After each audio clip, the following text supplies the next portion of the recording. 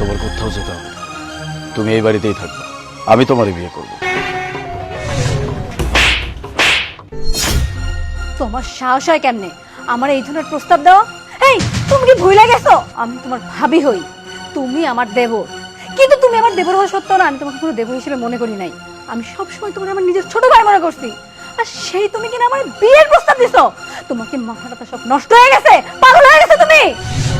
কি ব্যাপার, এখানে কি হয়েছে আলিফ? তুমি না মাত্র অফিস থেকে আসছো, এখানে এত চিল্লাচিল্লি করছো কেন?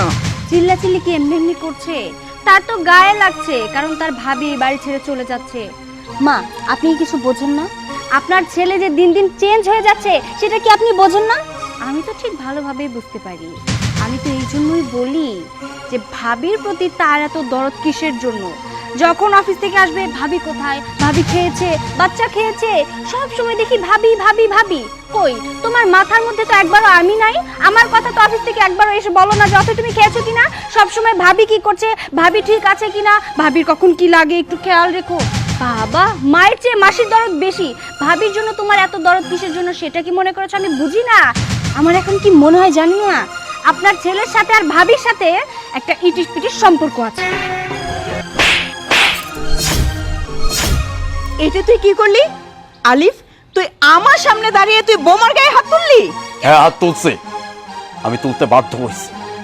ওর সাথে কি আমার আজকে থেকে সম্পর্ক, নাকি আমার বিয়ে ওর সাথে আজকে হয়েছে? এত বছর যাবত আমার সাথে সংসার করতেছে, ও আমার চরিত্র নিয়ে কিভাবে কথা বলে? ও জানে না আমার চরিত্র কেমন?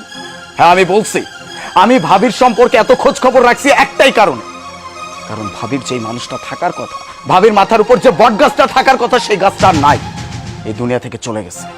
আমার বড় ভাই যে কিনা মারা গেছে, সেই মানুষটা মারা গেল, আর অমনি এই মানুষটাকে তোমরা বাড়ি থেকে বের করে দিতেছো কেন?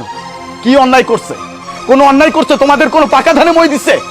এই জন্যই আমি বলছি, ভাবি এবং আমার ভাতিজি এই বাড়িতেই থাকবে। এর জন্য যদি ভাবিকে আমার বিয়ে করতে হয়, আমি ভাবিকে বিয়ে করব। চুপ!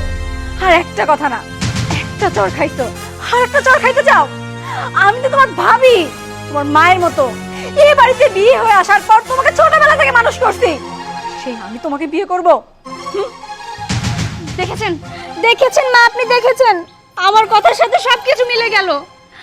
আমি তো এই জন্যই বলি আমার উপর থেকে ওর মন কেন উঠে গেছে, ও কেন আগের মতো আমাকে ভালোবাসে না। ভাবির সাথে ওর সাথে এমন একটা গভীর সম্পর্ক হয়ে গেছে যার কারণে ও আমাকে রেখে এখন ভাবিকে বিয়ে করতে যাচ্ছে। মা, আমি কিন্তু এসব মেনে নিতে পারবো না। আপনার ছেলেকে আপনি বোঝান, এই মহিলাটাকে ও কেন বিয়ে করতে যাবে? হ্যাঁ, বিয়ে করব। যদি তোমরা তোমাদের সিদ্ধান্তে অটল থাকো, তাহলে আমিও আমার সিদ্ধান্তেই অটল থাকবো। আমি ভাবিকে বিয়ে করে হলেও এই বাড়িতে রাখবো, কারণ আমার একটা ভাতিজি আছে, এই ভাতিজির একটা ভবিষ্যৎ আছে। আজ বাদে কাল যখন এই ভাতিজি বড় হবে, তখন তাকে মানুষ কি বলবে? এই মেয়েটার পরিচয় কি? তখন এই বাচ্চা মেয়েটা কি উত্তর দিবে? আসলেই তো, তার পরিচয়টা কি? তার বাবা মারা গেছে, তার মায়ের সাথে সে অন্য জায়গায় থাকে, তার বাবার বাড়িতে তার কোনো ঠাঁই হয় না, এই কথাগুলো বলবে? এইসব বললে এই পরিবারের কোনো সম্মান থাকবে? আমার বাপ দাদার কোনো সম্মান থাকবে?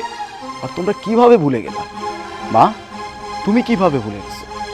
এই বড় ভাই আমাদের বাড়ির জন্য কি না করছে?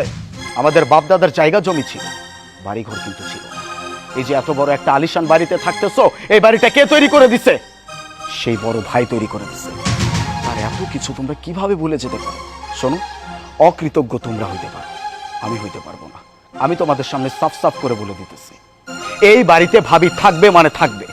এর জন্য যদি আমার তাকে বিয়ে করতে হয়, আমি তাকে বিয়ে করতেও রাজি আছি। তাই বলে তুমি আমার বিয়ে করতে চাইবা? মানলাম গ্রামের মানুষ আমার নামে বদনাম রটায়, কারণ তারা তোমার আপনজন না, কিন্তু কিন্তু এই বাড়ির সবাই তো আমার আপন। তুমি তো আমার আপন ছিলা, সে তুমি শেষমেশ আমার পেছনে লাগলা। না, বুঝতে পারছি এই বাড়ি আর আমার নসিবে নাই, আমার এই বাড়ি থেকে চলেই যাইতে হইব। হীরা, চল মা। দাঁড়াও ভাবি, তুমি এই বাড়ি থেকে কোথাও যাবে না। আমি তো বলছি, তোমার যোগ্য সম্মান নিয়েই তুমি এই বাড়িতে থাকবে। এর জন্য যদি আমার তোমাকে বিয়ে করতে হয়, আমি তোমাকে বিয়েটাও করবো। তুমি এইটা ভেবো না যে আমি তোমার সামনে স্বামীর অধিকার নিয়ে দাঁড়াবো, কখনো না। আমি শুধুমাত্র তোমাকে এই বাড়িতে রাখার জন্য বিয়েটা করতে চাইছি, কারণ আমার ভাতিজির একটা ভবিষ্যৎ আছে, সেই ভবিষ্যৎ আমি নষ্ট হইতে দিতে পারি না। ও আমার পরিচয় বড় হবে, এই বাড়ির পরিচয় বড় হবে, ওর দাদার পরিচয় বড় হবে, তারপরে দেখি আমাকে কে আটকায়।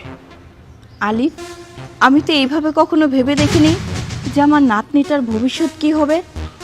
ঠিক আছে বাবা, তুই যেটা চাচ্ছিস সেটাই হবে। বৌমা আজ থেকে এই বাড়িতে পুত্রবধূ না, আমার মেয়ে হয়ে থাকবে। আমার যদি একটা মেয়ে থাকতো, তার যদি হাজবেন্ড মারা যেত, তাকে কি আমি আমার বাড়িতে রাখতাম না? আমি ওকে আমার মেয়ে হিসেবেই এই বাড়িতে রাখবো। বৌমা, তোমার কোনো আপত্তি নেই তো? না মা, আমার আর কিসের আপত্তি? ওর যেটা ভালো মনে হয় ও সেটাই করুক। আর তুমি আমাকে ক্ষমা করে দিও। আসলে না জেনে না বুঝে তোমার চরিত্র নিয়ে অনেকগুলো কথা বলে ফেলেছি। তোমার যদি মনে হয় ভাবি এই বাড়িতে থাকবে, তাহলে ভাবি সারা জীবন এই বাড়িতে থাকবে। আমাদের আর এতে কোনো সমস্যাই হবে না।